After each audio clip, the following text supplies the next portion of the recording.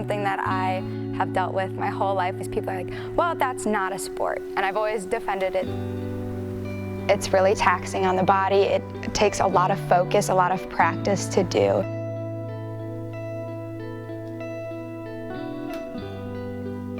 There's like all the aspects of a traditional sport like soccer or football.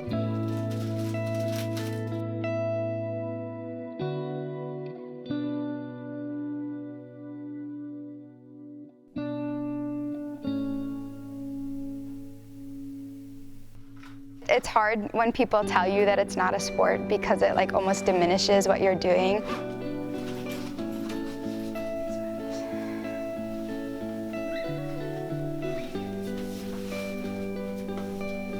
If people don't actually pick up a baton and try to do it, they don't realize how much goes into it and how much practice it takes to like get to where I am.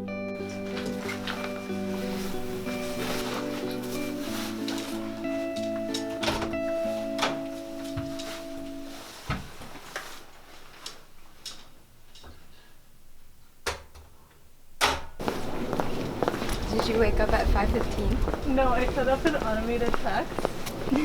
But you should also know that I've gotten very good at doing this in the complete dark. I started baton when I was 6. Growing up, it was just my mom and I, and she was always very adamant about putting me in like as many clubs as she could possibly do to like give me experience. I remember signing up to start baton because my coach started out of my elementary school. She was like promoting it at one of our like club fairs in elementary school, and a bunch of my friends in first grade all wanted to join, so we all joined together. She did just recreational twirling through me all the way up until she was in high school when she decided that she wanted to twirl competitively. Northwestern had twirlers in the past, but I wasn't sure about if I was going to. And so actually when my guidance counselor took me on the tour here, the band had a booth at one of the organization fairs, and I just walked up and I was like, hi, I was wondering if you had any twirlers. And so once I committed to like going here, we set up an audition. Very excited. Game day always makes me so happy, even if I have to get up at like 5:30 a.m. for an 11 a.m. game. It's super exciting and super fun to just have the energy and just to like get the fans ready for the game and ready to like cheer on the Cats. I get sent the music a few weeks before the show so that I can start like listening to it and planning it.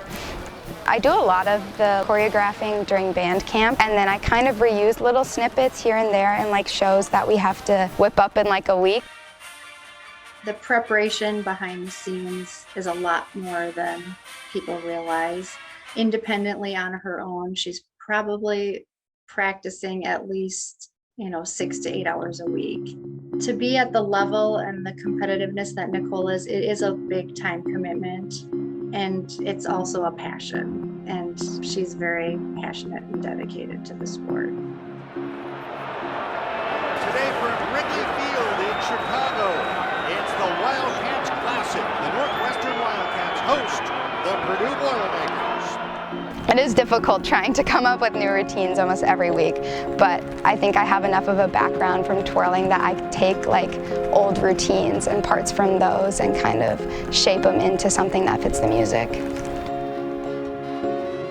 It's such a niche thing, and not many people can twirl. With baton, there's always something to work on, and there's always like something to improve upon. There's always a harder trick you can catch, or you can do your routines faster or more difficult. And it's not like you just get stuck, because there's like unlimited things you can do. She's really inspiring a lot of the younger kids at the studio. Seeing these kids and going back and remembering when she was in middle school, thinking, maybe I want to twirl in college, to making the decision to compete and to see that all come true, and for her to achieve that is really inspiring to other students at the studio. There's usually a lot of little kids that are like really fascinated with baton twirling, and I just always remind myself like maybe one day like this will influence them to like pick up a baton.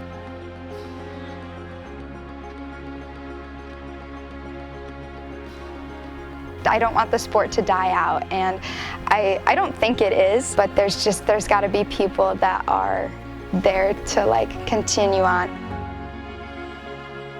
It's such a unique thing that it makes the community really tight. I can't imagine like not doing it and not having that community and the excitement of competitions and of performing on the field.